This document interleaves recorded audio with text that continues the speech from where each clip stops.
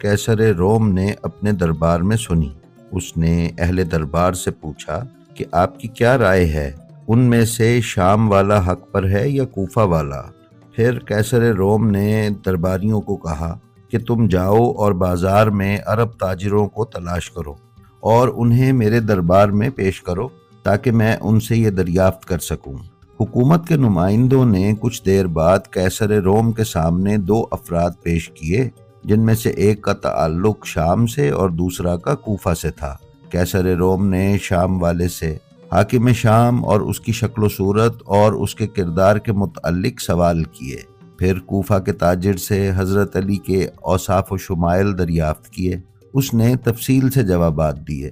اس پر کیسر روم نے کہا کہ ذائچے والے بت میرے سامنے لائے جائیں۔ پھر اس نے ان سے فال نکالی تو کہا کہ حاکم شام غلطی پر ہے، جبکہ کوفہ کا حاکم حق